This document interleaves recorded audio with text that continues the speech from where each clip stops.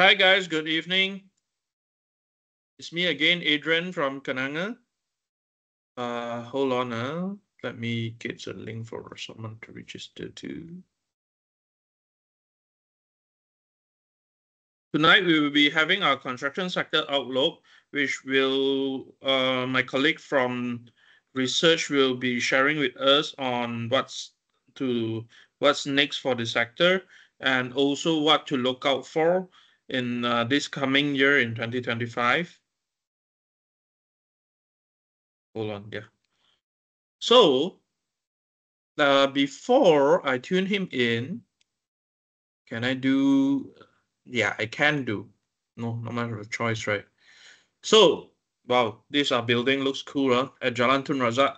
This is the disclaimer, as I always highlight to those that have been following us very closely on our weekly Kenanga Stock Chat, which is hosted on the first day of the week, hosted by me. Print out the disclaimer, hang it in front of your mirror so when you're actually checking out the handsome guy and the pretty girl in the mirror, you can also remind yourself on the disclaimer. Okay, and the next thing is there's a lot of award that we've been winning in over the years. A lot of it is equities from Busar and also the best investment bank. And we have one of the best call warrants in town. What's the best? The best I would relate is first issuing in terms of call warrants, everyone can do it. But in terms of the support, I think by far we are the one that is leading in town. Why? Because we interact with you guys. So in the event that you have queries, you do not know what to do with call warrants, you can always PM the Naga warrants handle. All right. That is something that a lot are not available in the market actually now, except for us. Before we jump into the session, this is something I wanted to talk about. We are running this KDI Save and KDI Invest via KDIGO, our super app, which is quite superb because it will earn you 4% effective annual return on the KDI Save. So what I do, I'm also a user. I put my money in KDI Save and slowly build out my pot in KDI Invest. Yeah, why? Because when I have some loose change, I want to maximize it. You know, I'm a big kiamsiap, right? Those who know me. So you can actually scan the top right QR and you can start downloading the app and yeah, make your money work harder. That's what I do. Yep, there's some of it. And oh, there's still a $8 reward for new user. And last but not least, a quote by Conrad Hilton: success seems to be connected with action, and successful people keep moving. They make mistakes, but they don't quit. Hence, I must say thank you for all those who have joined us tonight. Obviously, you guys do not stop. That's really amazing. Even after working hour, you still spend your time tuning in to this session tonight. And we are really grateful for that. And it's actually one of our driving factor to continue to come up with more programs to help everyone, to guide everyone in the market. That's Kenanga for you. All right. So without further ado, let me introduce my colleague Tay, that we should have been covering the construction sector for several years. He's a very senior analyst in Kenanga. And yep. Hi Tay, good evening. Hi, thanks, Adrian, and good evening, everyone. Yep. Recall the last session was almost around this time, probably in December, right? Yeah, mid of December, I still remember. Yeah, Yeah. I think the story is still the same. So later I'm going to share. Yeah. Who? And that time, I think when we are like convicted with Gamoda, it was only 4 ringgit plus, right? So we are Yeah, now quite lucky to it's have you on the session, you know. well, it's my pleasure. Okay, probably I can share my slides now, and yeah, before I can start. Yes, please. And you know what I saw in the market today, Tay? I think the Yep. market overheard that you are hosting this session tonight. IGM lari a bit, you know. Okay. Okay. Okay. So let us not let us start rolling. Sure. Okay. So, okay, probably let me start. Thanks for taking time to join our sharing this evening. Basically, oh, okay, I'm Tay, the construction analyst at the Kenanga Research. I've been covering stock for the past 2 decades actually, but constructions I've been covering it close to 2 years. I think what I'm going to share today is that it's actually quite similar to what I have shared about a year ago. I think it's the same old story. It's construction is always about contract flow. You have been see this actually contract flow has been quite strong for the past one. In fact, I think it's 1.5 years.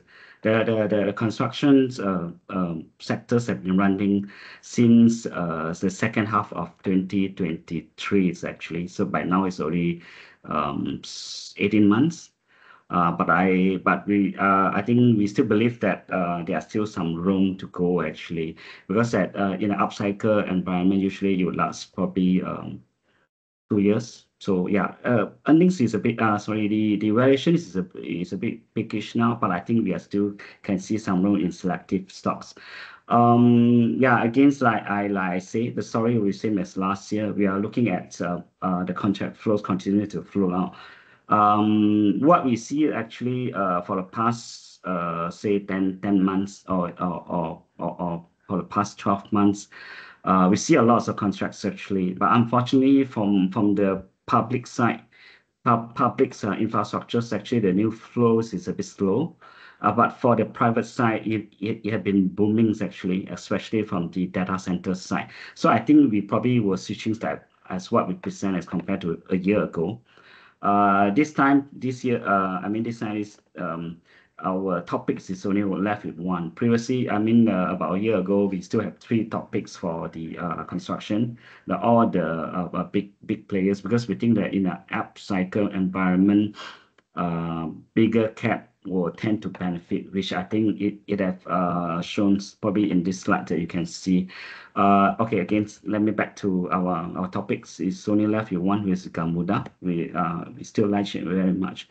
Okay, like I say, construction have been the focus actually in the past 12 months or 18 months.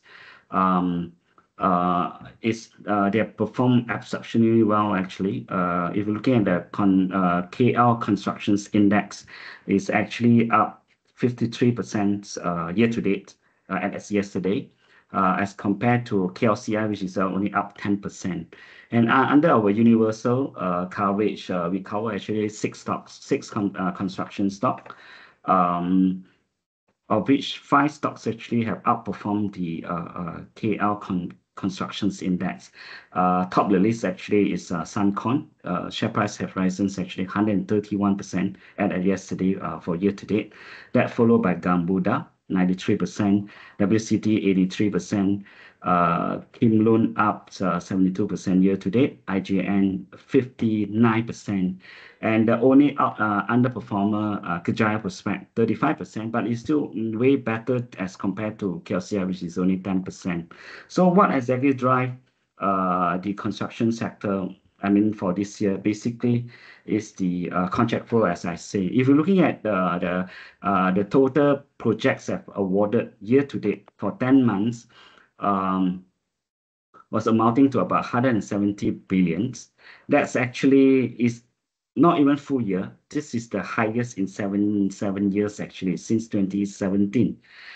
In the previous cycle, as we mentioned last year, the peak cycle actually was in 2016. The total contract rollout actually was 241 billion, but actually that includes about 60 billion from the ECRL. And you know that ECRL actually is a Chinese builder. Most of the contract actually have been distributed to a Chinese player. So I think that's if we're looking at that particular year, we probably need to remove out the 60 billion from that. So that's make up to about 180 billion, slightly plus minus. If you compare during the period, 2014 is also another peak year, 185. So looking at now, as 10 months as now, 170 billions, I think it's likely that we're going to achieve that or it could probably more than that actually. I think 180 million, it shouldn't be a problem to close the year. It probably will be more. And if looking at the upper chart itself, actually against, I think private sectors actually make up most of the contract rollout. So what actually, like I say, is leading the contract flows basically is a private sector, especially for the data center job. Malaysia now is the top or the faster growth data center hubs in the world actually. So far, the four tech giants have said that they're going to invest in total more than 16.5 billion US dollar. Basically to set up the DC, the cloud, and the AI infrastructure. So in May itself, this year, Microsoft actually, they have said that they're going to invest 2.2 billion US. Google say that they're going to invest about 2 billions. And in August, Amazon actually said that they're going to put in about 6.2 billions in Malaysia.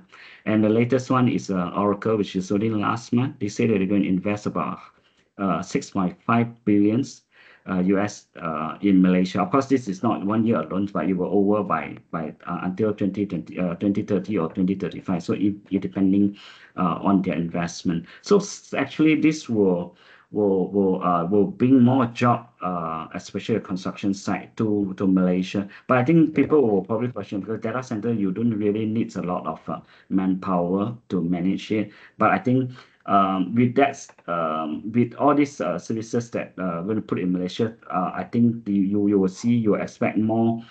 Some of the MNC is going to move in here as well, or they're going to set up the hubs here. So you will see some activity as well actually. So if you're looking at the lower parts, which we actually compound the contracts awards actually to the public listed, because we only can track the public listed announcement. These are all data center projects actually. You will see there's actually Suncon actually have the most. I think the first projects that they secure actually in December 2022. That one actually is from Younger, which is Yellowwoods actually. Subsequently, they have the how to call it, the VO itself. From 1.7 billions, they add on to 1.5 billions that you can see from here. Sorry, let me 1.5 billions during this year. And then subsequently, I think there are two other VO as well in September, in October. So in total, actually, it's about close to 3.5 billions actually for the Suncon itself. Besides that, actually, they also got K2.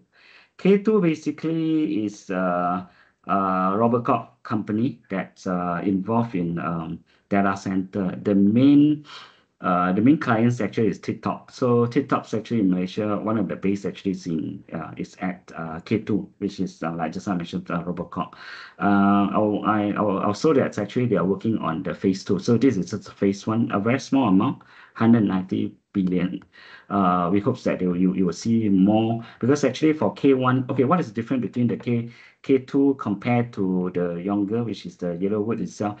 For the Younger projects, basically they awarded the whole total package, which includes the core and shell, which is the building, plus the M&E part. But for K2, K2 only awarded the core and shell to Suncon. So you will see that there's a big difference in their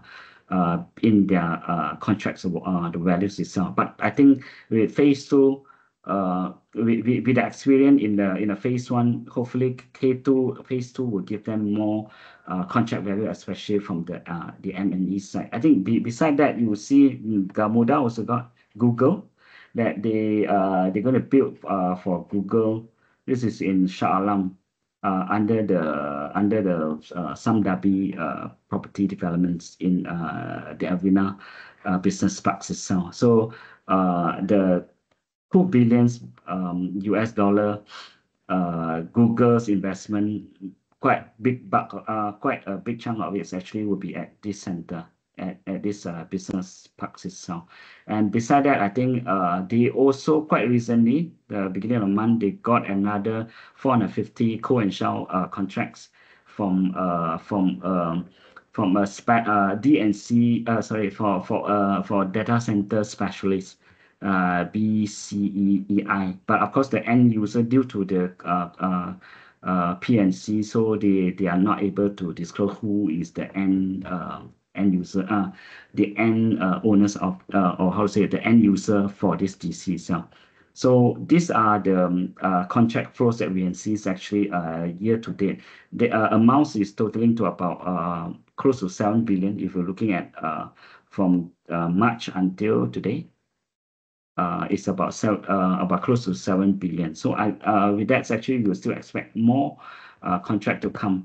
And you will see a lot of land transactions as well, especially Microsoft. They have actually acquired a lot of land from Crescendo.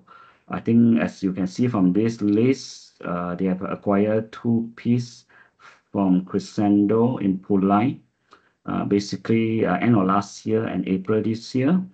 They have another one in June itself from the Eco World. It's also in Pulai. So it's actually, this is more in the Johor part, in the Johor side. So beside that, there are others, DC developers as well, that they have acquired land, as you can see from this list. And we can see there's actually they bought actually land, especially in Johor itself, mainly from the plantation land from Crescendo. Of course, they also brought from the property developer like Marsing. This is a bridge DC where they actually have tied up with Marsing in the Marsing DC hub. I think this is somewhere in between KL and Seremban. I think in between in the highway. I think you can see. So this is one of their data center location. Beside that, actually, Bridge DC, actually they have it in Johor as well. You can see Platon, which is nearby JB. So with all this, actually, you probably will see more contracts to roll out, because that's when they acquire a land, as what I understand from one of the consultant. Usually they will take them about six to 1 year. They're going to formalize before they can really award the contract. So if looking at timeline, I think you will expect probably more data center jobs to be awarded in 2025. Meaning in the next 12 months to probably 24 months. So you're looking at it, this slide actually is from Tenaga, because that you want to set up a DC. Very important thing is that actually you need electricity supply. So where can you get? It's only Tenaga in Malaysia. Beside that, I think you need water as well. So these are 2 very important element beside you owning in land. So if looking at this slide, which Tenaga shared with us in this should be in sometime August for the second quarter's result. As you can see, okay, probably I just explains a bit. What is ESA? Basically, it's the electricity supplies agreement. So basically, the DC developer, they need to secure a power supply. So in Malaysia, of course, they need to get it from Tenaga. So far, that 26 projects is already signed up the ESA. That's actually need about 4,000 megawatt of power supply. And so far, 16 projects at the Tenaga end. Okay, when you're looking at this, you don't confuse the numbers with construction, because the DC developers actually they need a power. So basically, Tenaga have to make sure that they have the infra from the DC developer to connect the power into the building to the data center building. So it's not necessarily 16 projects that he completed at Tenaga means 16 projects, 16 data center projects have been completed. Not really a case, because actually for Tenaga it's very simple. What they need to do is that they curve pivot up from a main grid, and then they step down the power at the substation, and from there they connect back to the data center buildings itself. So for Tenaga, what they need is users to have the infra ready. So it's not necessarily the building for data center is already done. So some of these actually the project are still not awarded yet at the construction site.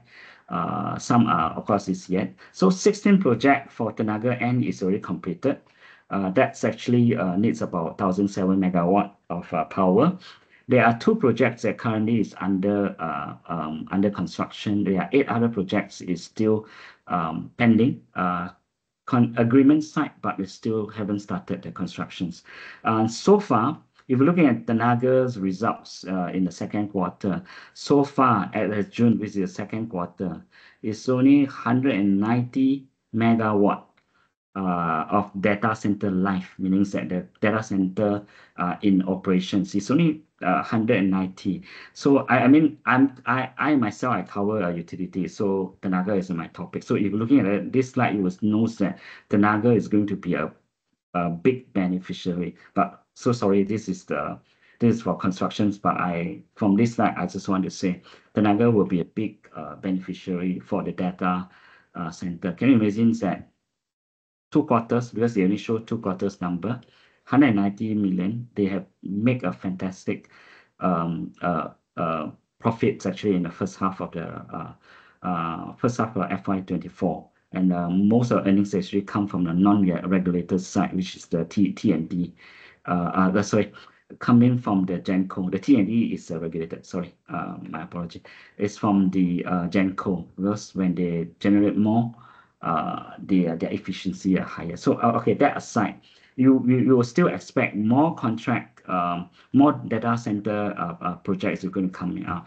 Beside that, of all these 26 projects is already signed, there are still 21 projects currently is at the application stage, by the developer sending the application to Tenaga to seek for the power supply. So this is about 3,200 megawatt. Just a ballpark figure.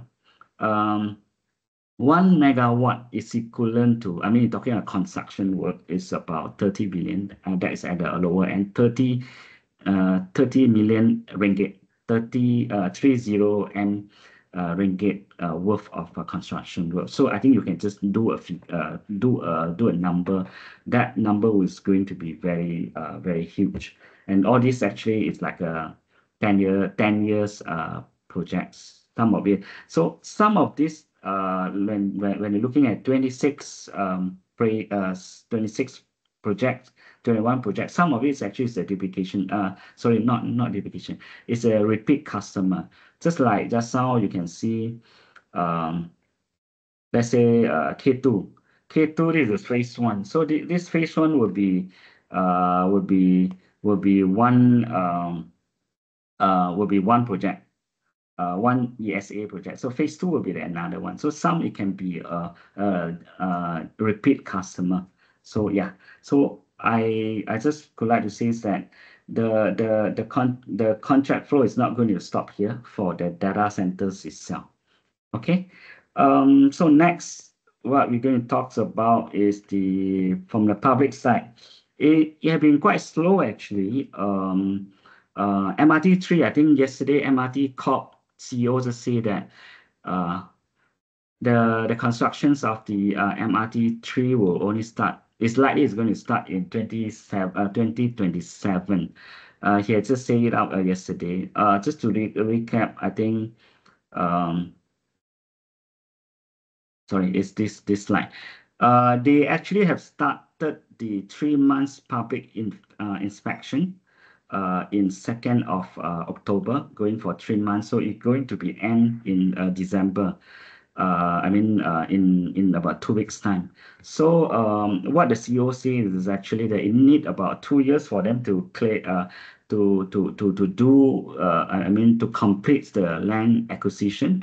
And then 2026, it take about 12 months for them for the MRT Corp to decide who is going to win. About the contract this out. So anything will only start in 2027. So this is going to be a delay. But of course, I think this project is a last piece for the public transportation, real transportations in Klang Valley itself. So it's going to link up all the major public transport. You're going to link the Circle Line, which is the MRT3. It's going to link up the MRT1, MRT2, the LRT 1, 2, and 3.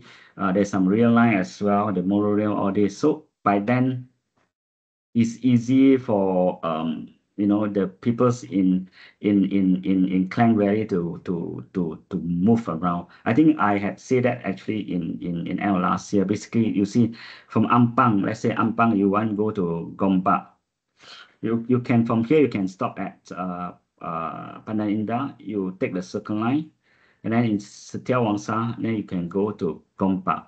But if you go through a normal route, without this Circle Line, from Ampang, you need to go all the way to this Masjid Jamid, and then you only can change, and then you go to Gombak. So it's going to take time. But so with this Circle Line, actually, it will cut short all the commute time. That's helped to people to mobile. I think it's easy for people to move around. I think you go to any other country, the metropolitan, usually MRT system, or they call it metro system, is the easier way, the cheapest way, the most efficient way actually to commute the people to travel around. I think Malaysia is a bit exceptional. Our oil price is cheap, so that everyone owns a car actually. So I think hopefully with this, it take probably another generations that for the new generations to adapt to this new way of commuting. So by then, hopefully in 10, 20 years time, you will see we don't see the number of cars keep growing up. So beside the MRT3, Penang LRT, I think these projects we know that they already awarded. Can I say it's awarded? Not exactly awarded. They already selected. You already know that they actually got 3 packages. First package is awarded, or it's sort of like agreements that is going to giving to this Gamuda-led consortium, because under this project, at first actually, okay, you know that after 2022. The federal governments and the Penang state government is in the same site, so it's no longer one in the. In the state they are ruling party, but come to federal is opposition. So now it was the same. So it's a federal government funding project. So before that, actually, it's supposedly Gamuda and the consortium is supposed to build 3 islands here. 1, 2, 3. And build these 3 islands. They call it Silicon Island, okay, in Penang. That they're going to turn this return land into high-tech parks actually, together with the residential. So they're going to sell the land to a high-tech company or whatsoever, so that they can fund this LRT project. But since then, now it become a government become a federal government funded project. So it no longer really need the funding to sell this land. But of course, I think some protests because of an environmental issue, and that eventually 3 islands cut down into a 1. But of course, I think this is a separate issue. So I think we are still pending that the formalizations of this project. Anthony Look already said that the project is going to start by the constructions is going to start end of this year or early of next year. The Penang CCM, the Chief Minister Chow Hon Yu also said by the end of the year. So hopefully that we can see something. So I think that's good for Gamuda as well. Penang Airport expansions, we have been talking for quite some time. It's still pending. Actually, the State EXCO of Penang, YB Zara actually came to our events, I think in April. Back then, he already says that they are in finalizing stage of to dish out the this projects actually, but now it's already almost end of the year. I think we are still pending, waiting for it. That's why just now I say all these public infrastructure projects actually it have been quite disappointing. The rollout have been quite slow. Beside that, I think if you go, okay, the other one is Subang Airport, the development plans as well. It's still hanging there. We are still waiting for it. The big beneficiary for this, it should be WCT, because currently they are running it. Yeah, so this is if it happens, I think it will be a very a big boost to WCT itself. So other than that, I think now the new one is the JB LRT. This news actually came out the Invest Malaysia last month or 2 months ago. So it came out this idea, but I think that one makes sense. Basically, with the RTS, the one that link Johor and Singapore. If you have this LRT, it will makes it makes the commute system more efficiently actually. So yeah, this one is still, I think so far there is no updates or any info really of it, but I think during the Invest Malaysia, the Johor state governments actually have been talking about it. And of course, the other one would be KL Singapore High Speed Rail. This is the old info actually. Back then, during Najib time, you really talk about it. Until now, I think there's nothing concrete yet. If you go to the website, the update is still as January, as this year, so it's no updates. But I think Agong, which is from Johor, I think he will probably put through this project. I think we have to wait and see lah. This is a mega project, so I think it's not really easy to fund to this. And beside that, I think Pen Borneo side, Pen Borneo, which is the East Malaysia, you're looking at the Pen Borneo, Sarawak, and Sabah, the highway. The phase one for for Sarawak's sections is completed actually. For phase one Sarawak Sabah section is still ongoing. I think there are some delay at that site actually. For phase two, Sarawak side, I think it is yet to start. I think if you check around, the state government is already talking about it. It should be start quite soon. But let me rephrase. For Sarawak, phase one, phase two. Phase one is a bigger stretch actually. I think there are four bigger stretch of the highway. The phase two is actually it's only one stretch, so it's a smaller one. That's why the figures or the amounts are much smaller. For Sabah, phase one, they break it into two, phase one and phase two. So phase two, they really awarded actually last month, about 14 billion. It expect to start quite soon. For phase one, I think the targeted date to complete is actually second quarters of 26. And when talking about Sabah Sarawak, it's actually it's actually divided by I would say it's blocked by Brunei. So sometimes when you want to drive from, let's say, Sarawak into Sabah, you need to go into Brunei, come out from Brunei custom again, go into Sarawak again. I think you need in out 5 times before you can reach Sabah.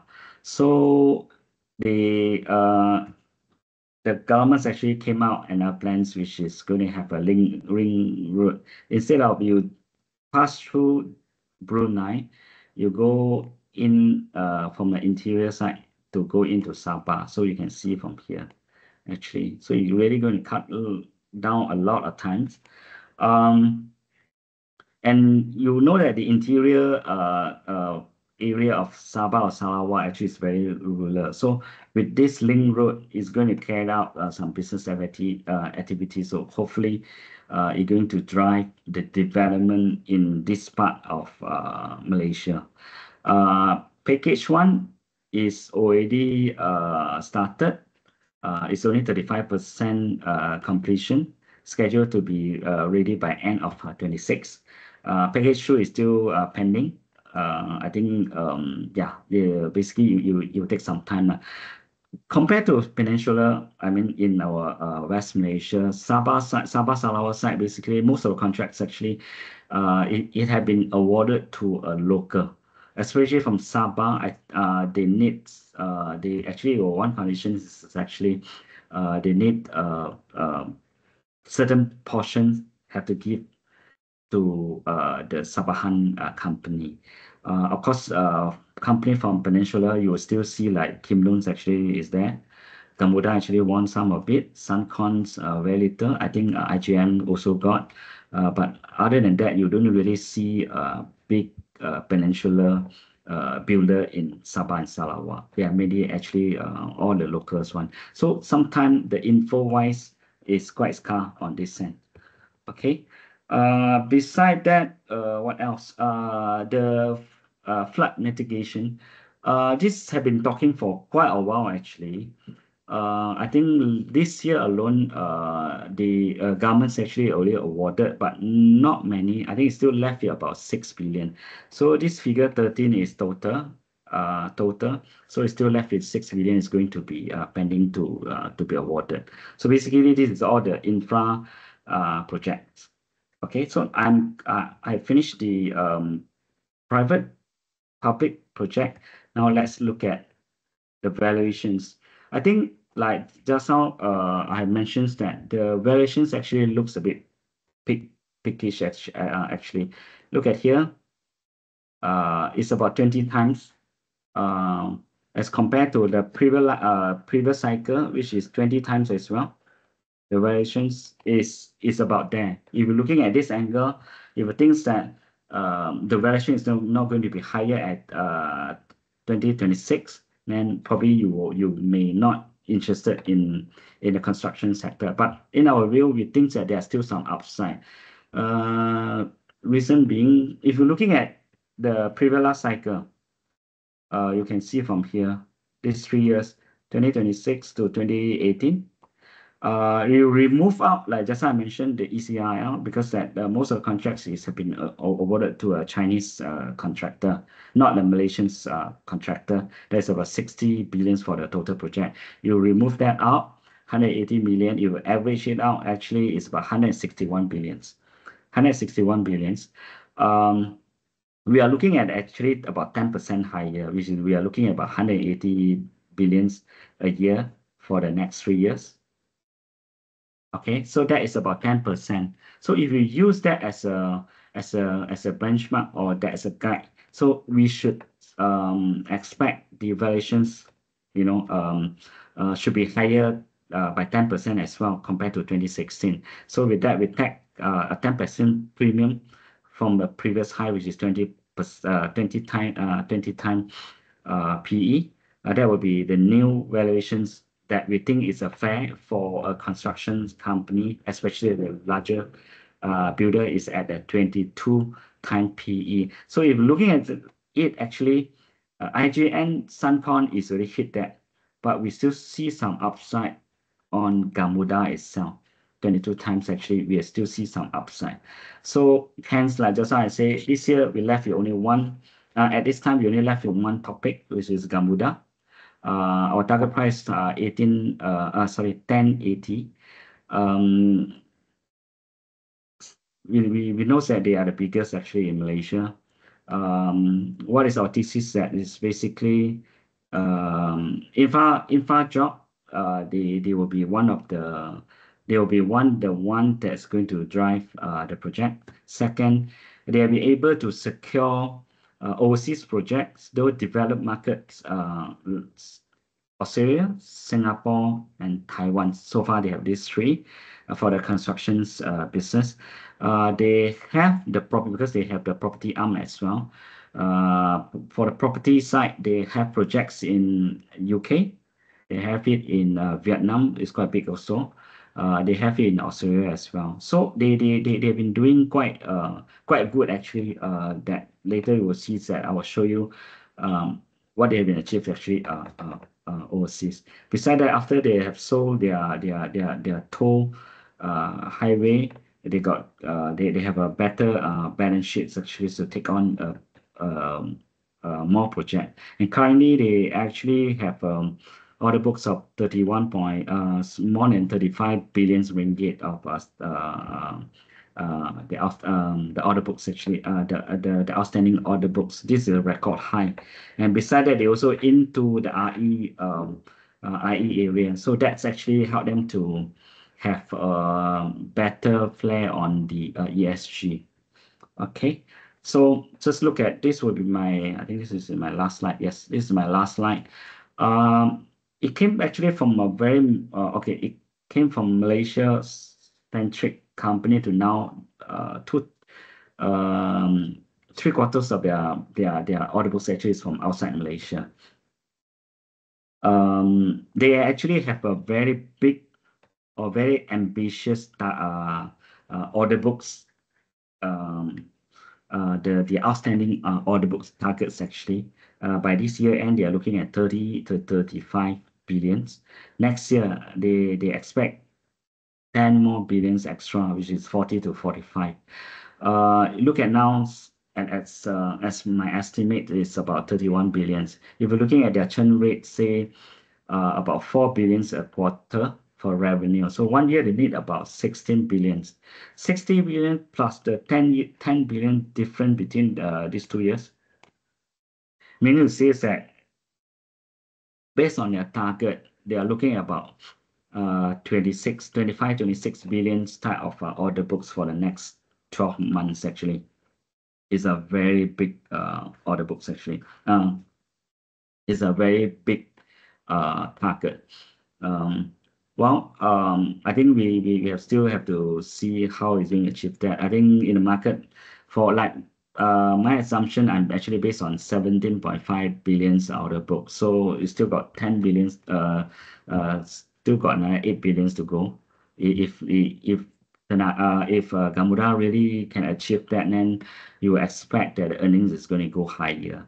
So okay, their year end is July. So this is the year to date for FY 2025.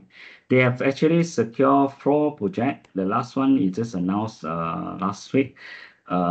Basically, they have been selected as ECI, which is an early contract bus. What is I can't recall it. Sorry.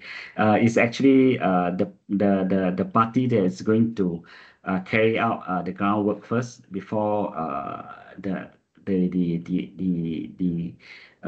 asset owner is going to give them the contracts. So year to date, like I say, they have secured 4 contracts.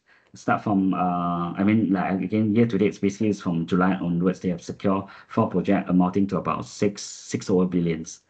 Okay, they have secured this second major Taiwan MRT projects, 3.2 billions for their portions actually, for the portion, and there's a potential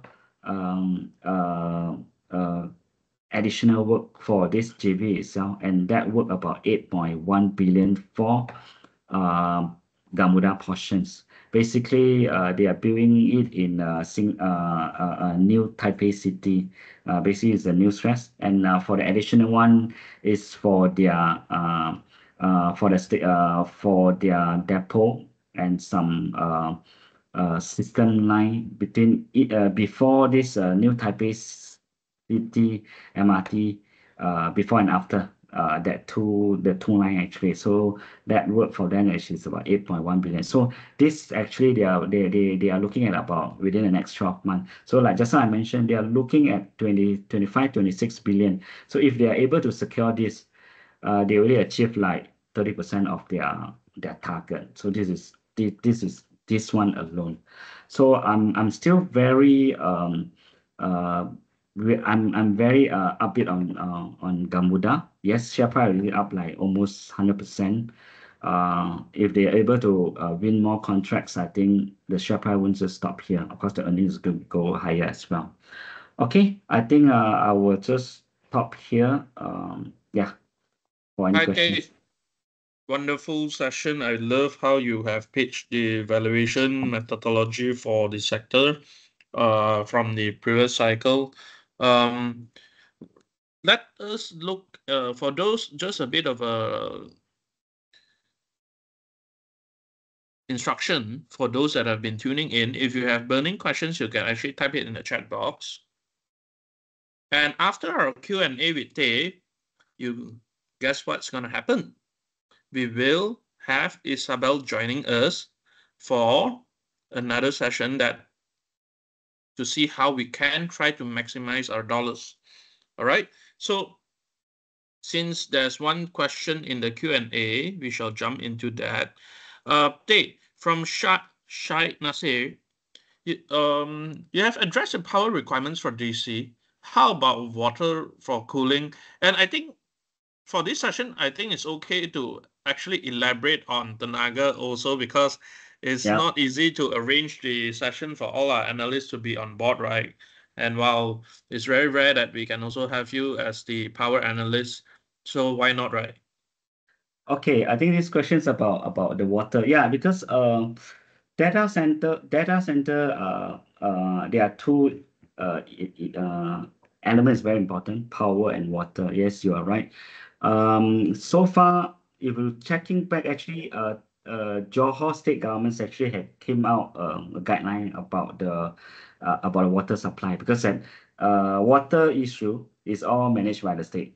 Power basically is for Tenaga from the federal side lah. So actually the Johor state governments that came out a guideline on it. So far they have they say that they have no problem to supply the water lah. Again, I'm the power analyst. YTR Power, why they are buying into this Renfield utility. Basically, Renfield utility is the operator of Johor water supply. So YTL Group see the opportunity since there is up for sales, so they grab it. So I think it's good for YTL Power. But I think YTL Power, you ask me, share price why it have tanks actually like 40% from the peak, I suppose. Yeah, From about that. something to now, 5 ringgit to now about slightly above 3. But I think for me, I feel markets is waiting them to deliver their earnings, because we know all their story. They own they're going to build 500 megawatt of data center in Johor. They got Renhill as their, I think they own 81% of Renhill. So all this actually is good, yeah. So Dave, just to follow up on YTL Power, would you think that I participate in the morning sessions, so would you think that the one salary is actually negligible, because bulk of their earnings comes from overseas anyway?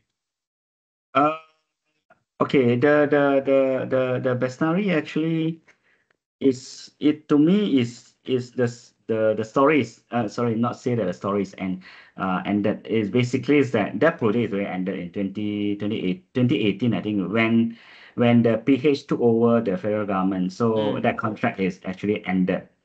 But of course, I think we are not supposed to talk about politics, so I think we just put that aside. Let the MACC to do their work.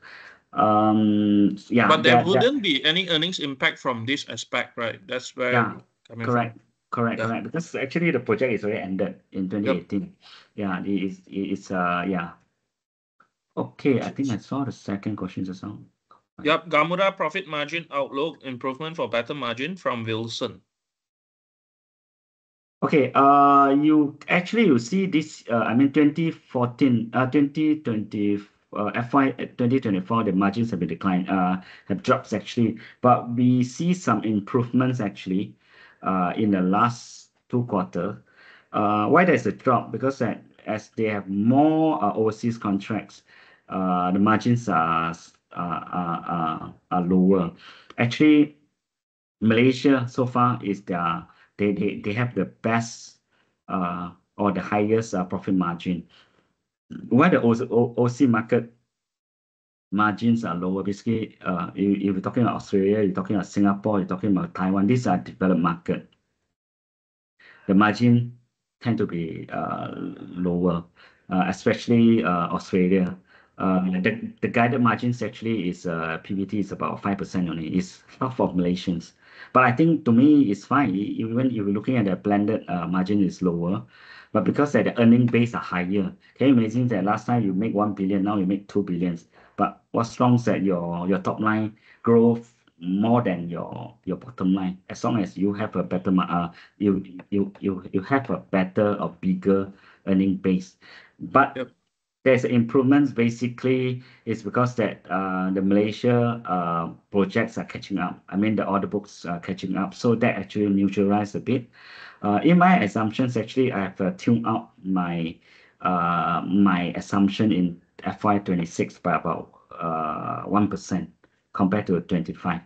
So Mm. yeah, the margins should be improving a bit because when you expect more Malaysians projects, so the mix will have more not say that Malaysia is going to make a big buck of the order books, but because that the percentage are increasing, so that the blended margin should improve. Yeah. But again, like I say, if you're looking at it, yes, the margin is coming down, but the top line is growing bigger, then the bottom line will go big as well. All right, just a follow-up question from Wilson before we jump into stance, right? What kind of US MYR rate that you're actually looking into for Gamuda, or actually we are actually looking at AUD instead of US, because they're more tuned into Australia for now, right? Taiwan is picking up with Singapore a bit. Yeah. Okay. Of course, they are now overseas. I mean, the overseas earnings have more. Okay, you see, forex is something that not easy to forecast. Can you imagine that? I think 1 month Yep. ago, 2 months ago, it went Yep. down or it went up to four ringgit, touched actually 4 ringgit. Now Yeah, it's back man. to almost 450. So, well, it's just in and out. Like actually asked me, which yes, it going to affect their translation, the forex translation. But bear in mind that the company is growing. The bottom the top line is growing, the bottom line also growing. So net you still see growth. But of course that if I'm a Gamuda, of course I hope that the ringgit continue to weaken, but I think we shouldn't hope for that basically. But if Yeah. you bet that ringgit is going to weakening, then I think this is one of the you can say this is one of the selling points. But I do hope that the currency more favor to our side than the ringgit. I mean the US dollar. So okay, just backtrack a bit. Gamuda has been a very interesting counter, and I would call them in the construction sector, they are the national pride, right? Why is because they have moved. They could be the little dragon of Southeast Asia or Asia itself, due to their boring technology. So the question is, where do you see the focus for Gamuda and some of the other contractors, right?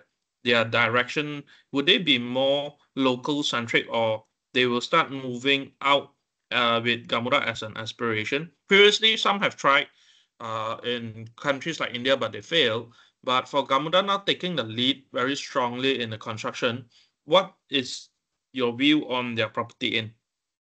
I feel okay. You see, it depends where you go. Okay, I agree with you previously, like IGM and some other construction Mm, companies actually they have failed in India.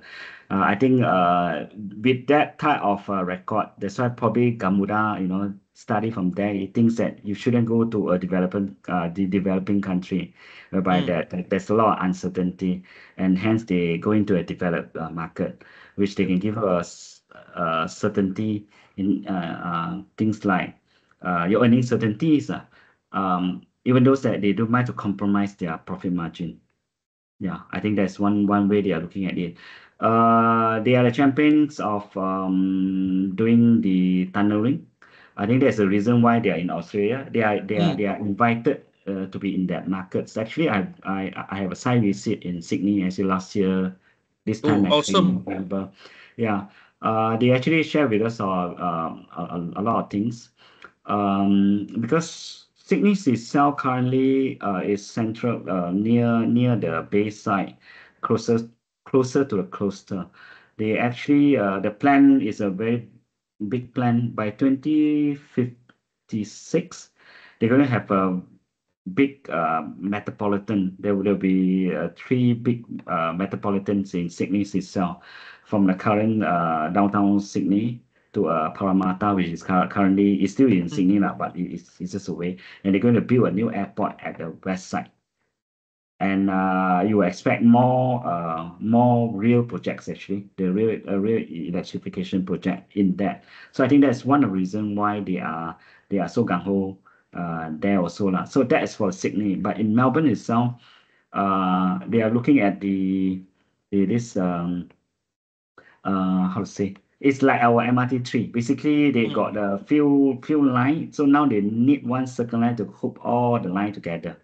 So that project is about 50 billion Aussie. Aussie. Of course, Okay. it's a few packages. I think four packages actually. Four different route to link all that together. So yeah, there is a big potential there. But for other local player, I think they have to be like, if they have some strength like Gamuda in tunneling, then I think it's easy for them to go there. Otherwise, it's not so easy. You're talking about, I think people like Suncon, they have been doing some small little projects in Singapore. I think yeah, Yeah. you can start from there. So I feel you can go to the developing market, risks are higher. Well, if you can manage it, but so far I think not many people really successful. You Yep. go to a developed market, margins are lower, but the risk certainty are much lower. So you ask me, it's just you have to make a balance between the two. Okay. So far, I think for Gamuda, they make a good decision so far. That's why I see. They started actually in 2020. They are there at first in 2019. They set up the office in 2021 or 20. I can't recall, it's 2020 or 2021. Actually, it's just 2-3 years. It's remarkable. Actually, ask me. But I think I recall they started their property during Yeah, they the got a boom. property. Yeah. Then They got a probably property. it slowly also got linked up. Then the construction boom. Yeah, It's the amazing. Yeah. construction. Yeah. So there's one more question from the floor, which is from Vinny, seeking your view on Suncon. But yeah, what do you think about Suncon in terms of? Suncon basically, I like Suncon. It's just that I think the valuation for now is a bit big. That's why I have a market how to say Perform? Market market perform. perform call. Yeah, I have a market perform call. My target price is 471. Yeah, 471. That's my target. Most of the projects actually, okay, you know, the Sunway Group is big, so they got a Yep. lot of in-house projects, so that actually can sustain their order books. And now they actually, if you compare the three big contractor, they are the one that's actually secure the most in terms of value in data Yep. center. Okay, why only the big and not small? Basically, all these three they have this the IBS system. So for you to build a data center, the error of margins actually is very low. Must be very low.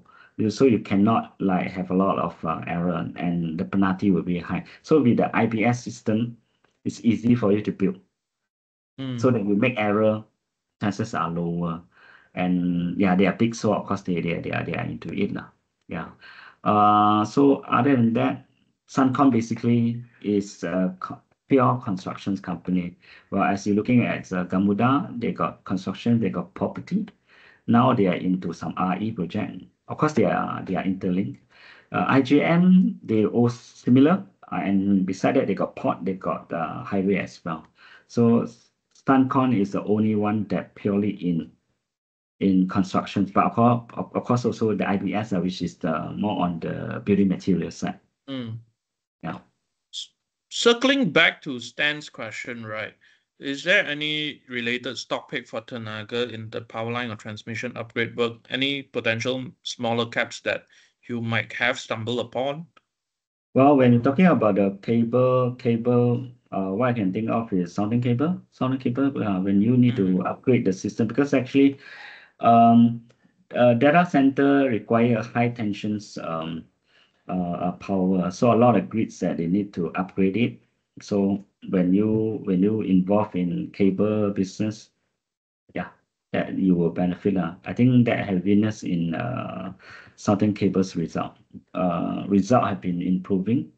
I think improving beside the volume. Second, I think is because of the margins also improve because of the efficiency. So when you have a higher volume, then your cost structures, I mean, how to say, the cost effectiveness are high.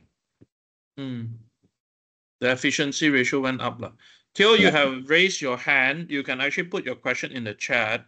But if there's no question from the floor just yet. But let me put down Theo's hand. Yeah, Theo, you can actually put your question in your chat. Probably I would have one interesting question circling back to WCT. When you're sharing on your slides, right? I noticed the upside for WCT is still quite attractive. And I think the share price is stabilizing around this area. So from that aspect, what do you think the market is waiting for to look the aspect of their view on WCT? What are they waiting for? Okay, WCT actually, you're looking at it,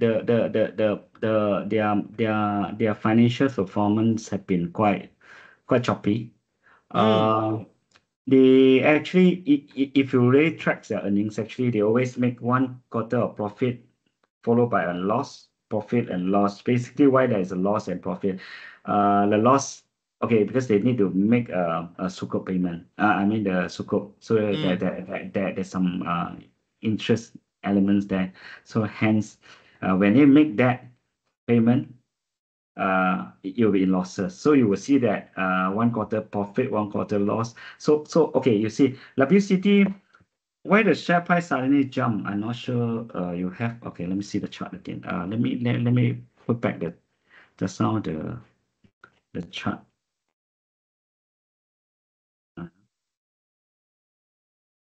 I can share the. Oh yeah, probably you share the chart. I share the chart. Easier. Yeah, probably share the chart. It's been very interesting, and yeah, it's. Can you see the chart? Yeah, I can see the chart now. Okay, what you can see here, it have been, or maybe you put, this is how long the chart? 1 year, May until now. Why not you put 2 years or this is 5 years? Okay, you can see that it's been quite sluggish actually. And why there's suddenly a jump? So basically, the news flow about they reached their shopping mall, three of the shopping mall. News came out talking about the airport, the Subang airport is going to be there, but so far still dragging. You see that when they okay, of course the REITs of their when they do the ratings of their shopping mall is still in the process. I think the listing probably or the prospectus is going to come out in early of next year. So with that, actually they are able to get to raise fund. So that I think in total is two billions, but I think they are able to get about more than $1 billion from that fund from that REITs of the of their shopping mall. So with the monies, actually, they can use it to replay their sukuk so that you won't see the earnings going to be volatile. It's going to be smoothened, and they can use part of money that to develop their property business. So because actually property also make up quite a big chunk of their portfolios there. So all this actually that is a potential basically. So what we are looking at basically is because of that. And that's why the share price can go up to about 130, I think, at the peak for the recent peak. Yeah, about there. Yeah, it's about there. So after that, of course there's some Sizzle off. profit taking. Yeah, there's some profit takings after that.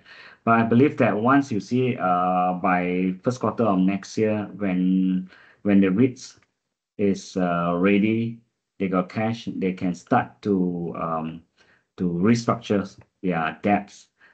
They can carry out more jobs. Then you will see the earnings going to improve basically from now on. The turnaround play also Yeah, for the earnings. It's basically a turnaround play because beside the sukuk, the other issues actually not only actually WCT. If looking at Kim Loans also, they actually their earnings, their margins have been quite low.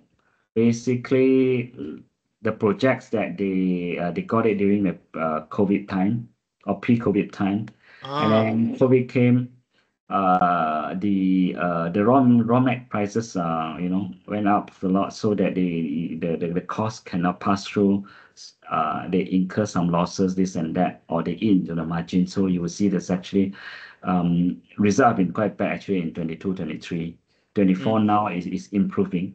But once they finish all the old projects with a new project coming in, the margin should be able to improve. Likewise for the WCT as well. It's the same thing. So I think this is a turnaround story. Airport project is to be in there. I think Anthony Lowe says that the Subang Airport is going to turn into they not only do for what you see now is I think Firefly. They're going to have the jets. The jets itself, and also the normal commercial plane is going to come in as well. So beside your KLIA, they're going to develop that. But of course, there are some limitation because of the the nearby how to say, the development is going to be correct.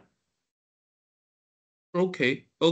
That's been a very insightful session, Tay. I mean, from the pitch on Gamuda and why the sector is now deserving a fresh valuation range of 22 times, which I think the methodology that you have put out was fantastic, comparing to the peak previously, and what entails for WCT in terms of the past and what's coming. Let us check if there's any more questions from the floor. And if there could be one more. And once we take this last question, probably we can cue Isabelle in. And okay, last question is from C. Is Gabungan AKRS a good construction company to invest in at the current price? Okay, I don't cover this stock. Maybe you're looking at the chart, see what it say. Dato Azizan, I haven't seen him for a while. I think construction is always cyclical, so we just need to sometimes revisit it. That's just the case, right? Chart-wise, it's pretty much at the lower end. Let us jump into the weekly reading. So see, I think from the aspect of fundamental, we can't do much, but if you really love the stock a lot, based on the chart, your risk is at 26 cents. I think if you can stomach that, you can start considering. Yeah, the lowest that it went is, let me poke it here.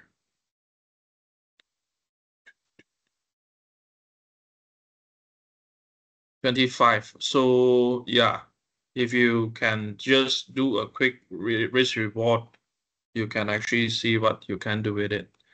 Yeah. But that doesn't stop us from exploring in the future, right? They just depending on resources. Yeah. Yeah, that's right. So far, I think there's no more question from the floor for Tay. One more. Last one, probably. Oh, IJM. Yeah. I jump from Andy. Oh, well, I think just now I already said IGM valuations why also is reach what our targets are. And then also I think like just now I mentioned that about 22 times. I think if looking at that, it's about 22 times as well. Their earnings have been quite decent, you know, but because they got different segments of business. Okay, let me see. Their financial year end is April, so they already completed the cycles actually. Usually you will expect some lumpy earnings at the final quarter. So I think you remove that out, and then the coming next 3 quarter, the earnings should be quite certain. I wouldn't say that it's certain, but it's more stable. They have been if we're talking about the DC project, they actually one of the latecomer. They just so far secure only one DC projects. Of course, they are still able to they've still got space to take up more lah. Because actually, like I say, you will expect more DC projects. The project is I mean the contract is big, so not like one Gamuda can swallow all. So there will be more. There will be more. I mean, it will share amongst the contractor lah, basically. Beside that, all the infra projects, they're talking about either your Penang LRT, even those that the main one is given to Gamuda Lab, but I think they are still able to find to bid for those smaller package. Of course, if your JBL LRT, there's something on it also, and also bear in mind that they actually now in Kalimantan. They are looking to involve in Nusantara development projects, the new Indonesia capital city. So yeah, that's the one that I think so far one of the more aggressive one among the three. I mean, when compared to Suncon, you compare to Gamudas, of course, all of them want to go there. I think so far IGN is the one that's already securing something, but I think they are still in talk. Not still in talk. It's at a very high level already. Yeah. More promising. Yeah, it's more promising on that part. So Andy, I hope that answers your question about Gamuda, and I think we are running short of time. We'd like to thank Dave for sharing his insight tonight and also entertaining our questions, giving us deeper insights of things. Without further ado, probably we invite Isabelle to the stage. And Dave, thank you for the night. Okay, thank you. Thanks everyone. Hopefully Thank you see you again next year. Sorry for making you work OT. Later I'll go claim from you, man. Boleh, come. Okay, bye. Okay, thanks, Dave. Thank you so much, Tay. Excellent session. I really liked his analysis of Gamuda, how he structured his thoughts. It's always a joy to listen to Tay break down a company. Hello. So we'll jump Hey. straight. And yeah, the floor is yours. All right. Hello, folks. Quick ones. We're going to cover a bit about construction sector outlook warrants today. And let me just share my screen really quick. Tell me if you can see it or not.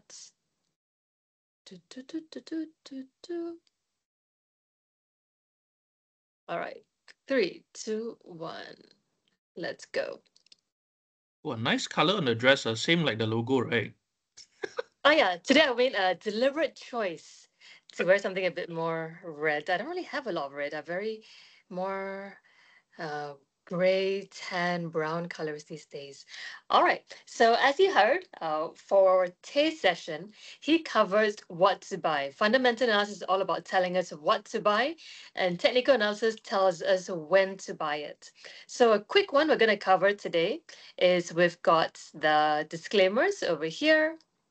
We've got the speakers over there. That's me, the awards that we've won in terms of warrants issuance. As you can see from 2022, 2023, 2024, we've kind of racked up the awards over the past few years. The ones in red are the ones that my team and I have lovingly won for the warrants side. So you can see we've won Best Educational Initiative at the Singapore SRP Awards for 2 years running. And this year, 2024, we won the Global Banking and Finance Excellence in Innovation Champion over there. I'll move this over because we do innovate a lot for the market making of our warrants and the issuance process. Most innovative use of technology, banks as well, goes to warrants. And of course, we are looking to rack those up in the future years as well. So for today's session, you've covered the fundamental analysis, which is the what to buy, right? With Tay earlier and Adrian, and a technical analysis of when to buy it. Mainly today, he's focused on Gamuda stock.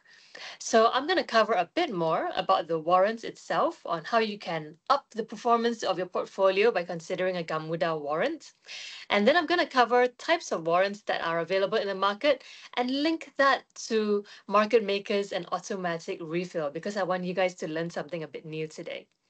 So for technical analysis, a really quick one, I decided to write a really funny checklist. So over there, we can see that number one, Dino. So when I say dino, it's when you have a trading view chart and you put it all the way to the time of the dinosaurs. And on trading view, there'll be a little super cute dinosaur creature over there. My drawing is great. Clearly, I am all about words, not about animals. So that's a dinosaur over there. Number two, you would chart your Fibonacci, which will actually show you some basic support and resistance lines. Number three, for trend, you can use two strategies to identify trends. Number one, I can use my eyeballs. That means I'm looking at higher highs, lower highs, or lower highs, lower lows. That means downtrend. So high lows. Let me just draw this out for you. Higher highs and higher lows. So this is a high, this is a high, this is a high. So as long as my high one, two, three is higher and my low one, low two is higher, that's an uptrend. If my lower highs, so this is my high one, high two, low one, low two. So if I have lower highs and lower lows, that means my two is below my one over here. And my low is below my previous low, that means it is a downtrend. And it can always be sideways. And then fourth, there'll be support and resistance lines, which you can plot yourself. Fifth, chart pattern analysis tells you whether it's a continuation pattern, whether it's going to go up, or whether there's going to be perhaps a double top at the top, then it'll reverse. Japanese candlesticks tell you the same thing as well, continuation or reversal. So that is a quick and easy technical analysis checklist for those of you who forget.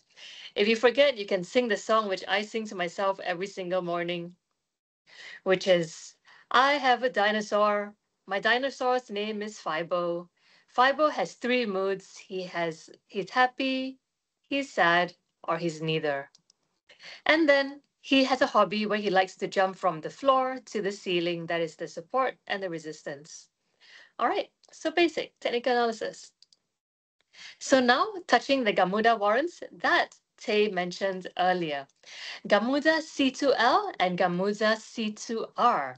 Now we've got a really great update to our Naga Warrants website. You can check it out later. It is www.nagawarrants.com.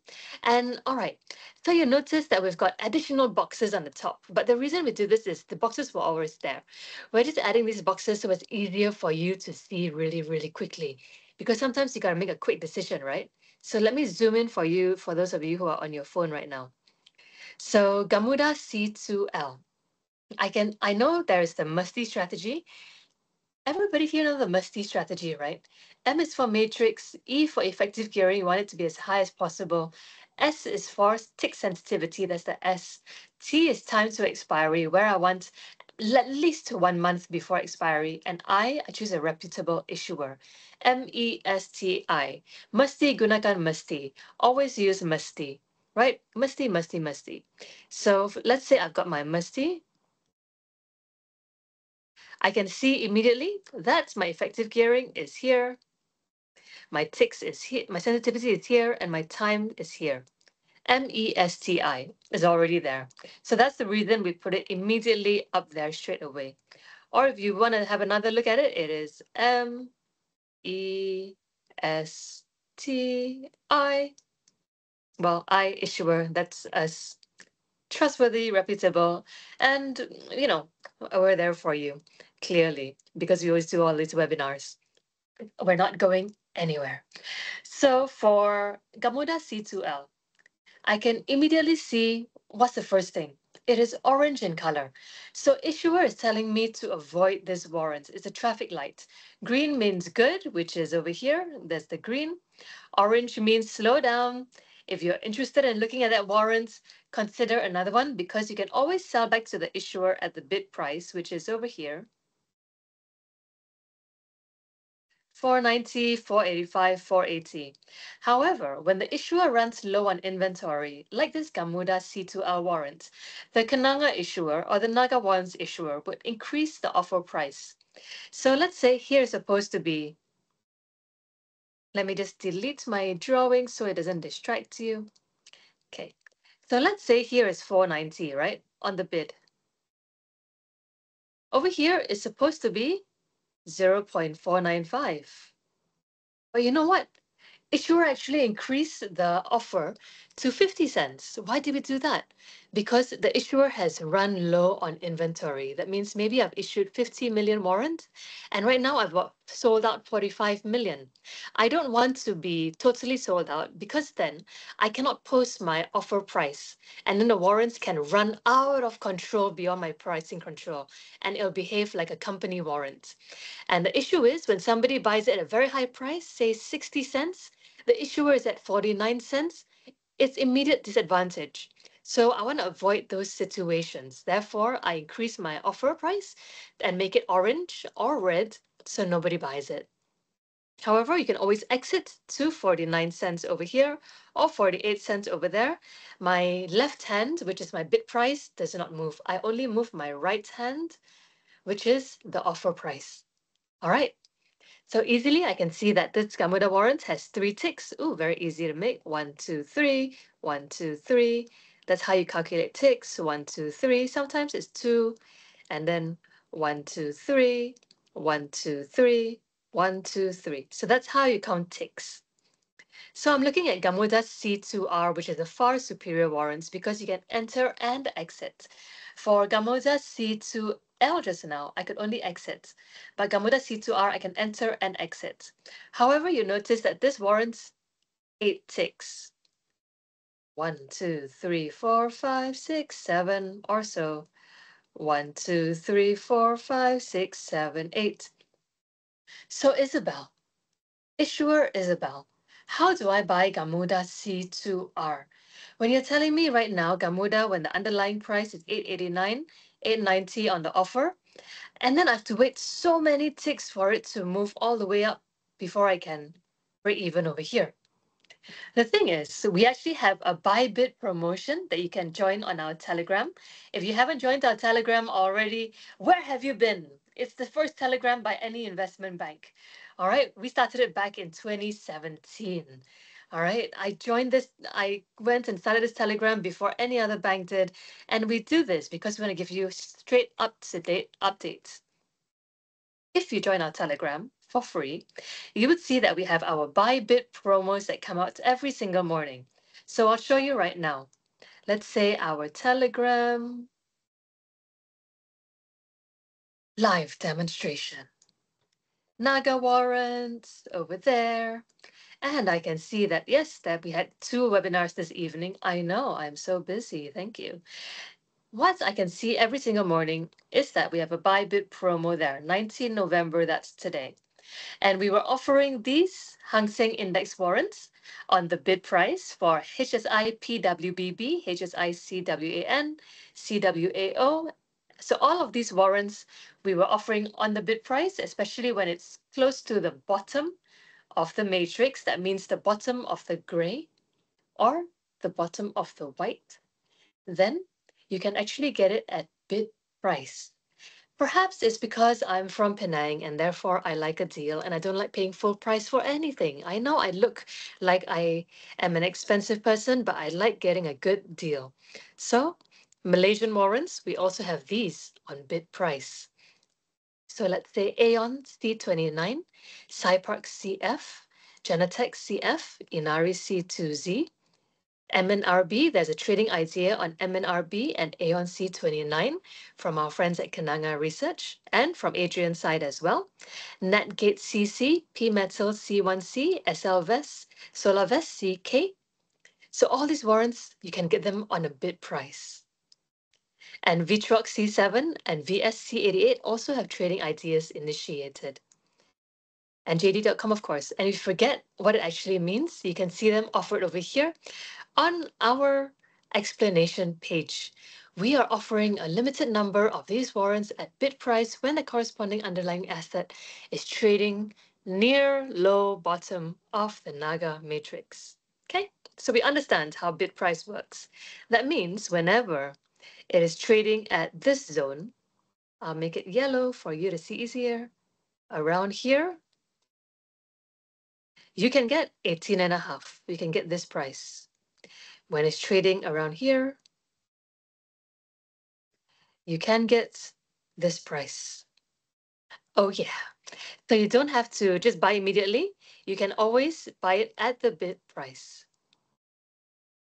And finally, we're going to cover a bit more warrants education, which is types of warrants, followed by market makers and their issuers issuing. Okay, so let's say if I go right over here, let me just pull that up. First thing, there's 2 different warrants in the market right now. Well, structured warrants, company warrants, and arrest warrants, but we're not going to cover arrest warrants. Structured warrants and company warrants are different because, yes, they have issuing differences. They have names that are different.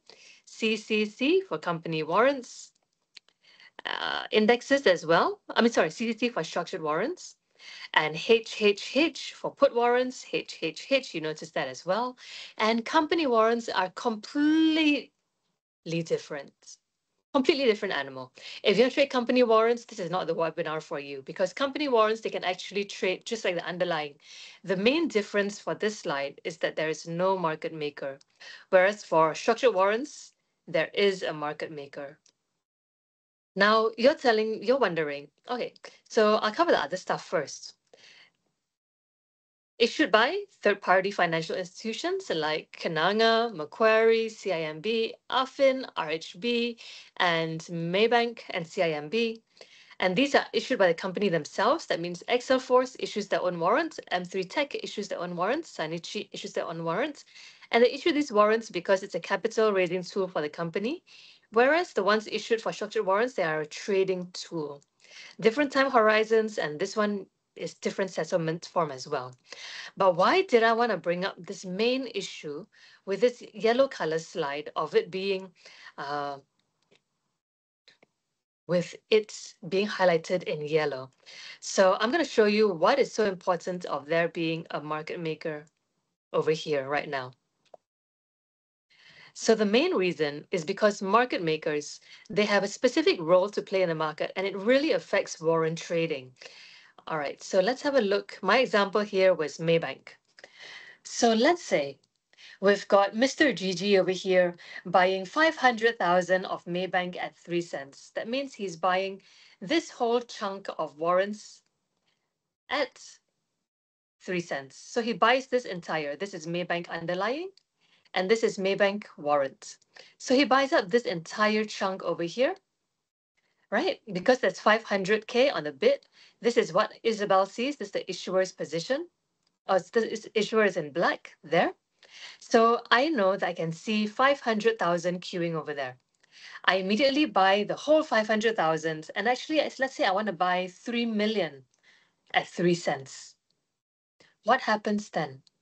Can you actually move up the warrant and move it to 3.5 cents and 4 cents and 4.5 cents? No, because as long as Maybank stays at this price, according to the matrix, it will keep on refilling. So once I buy the first 500K, it will disappear for a moment, and within milliseconds, it would refresh again. And that will go on until I finish my entire inventory. And that really is what happens. And when I finish, the live matrix will turn orange or red over here. Okay, so that wraps up my session. Structured warrants, Gamuda, C2R. And of course, what is the importance of a market maker? Wow, Isabel, thank you for showing us what does the market maker do and how is the market making system like. Now it's like, can we beat the market maker or try to? No, because let's say even if you try to be the market maker, even if you try and say you have those multi-order systems that you can buy 5 million in one shot, which most IVTs would have, the system, our defense system is strong enough that it won't let you purchase all of that. It'll let you buy 500K and then you gotta wait for a second for it to replenish the 3 cents. And then you buy it again. Okay, okay. And That's besides, very let's say if you want to beat the market maker and you manage to buy 3.5 cents, we will then make sure the price maintains at 2.5 cents, 3 cents. So actually you've lost money. So there's no point to beat the market maker. so there's more reason to see how to communicate with the market maker, right? Which Yep, we can trade actually alongside. send a private chat to the Naga Warrens private channel. Yes, Cool. That's much easier that way. Yep. That's why I think we are quite there in promoting in terms of support as compared to in the market, where I think the accessibility is important, I think, for warrants especially. I think so, because like you saw my initial slide, there are so many things for warrants. Just because they are listed like a stock doesn't mean they trade like a stock. Yep. So I will try and PM that private chat too. And yeah, that for those that are still tuning in, there's this in the chat. For existing Kenanga clients, you can show us your trades on Kenanga warrants and stand a chance to win a 100 ringgit Shopee voucher. Can I participate? Yes, you can if you've bought Kenanga warrants. Except you would have to need your head of division's approval to buy stocks and warrants if you were Kenanga staff. Okay, I'll try my luck. but but yeah, guys, if you have been already trading Kenanga warrants, do submit because you will stand a chance to win a 100 ringgit Shopee voucher. The TNC is there, and do PM your screenshot to Naga warrants. And I'd like to tell you that we really want to give these vouchers out because, as you know, as all companies are, we got to finish our budget this year. So take them away. We'd love to give out as many Shopee vouchers as we can. Yeah, I will try my luck. But yeah, if there's not much question, I think, do you think we should wrap it up for the night? Sounds great to me. All right. So guys, for you guys that are still tuning in and you have already been buying Kenanga warrants or trading it, do submit your screenshot. We'll love it. And we shall see you on the next event. Tune in. We run a lot of shows. Fantastic ones. All right. Thanks, Isabel.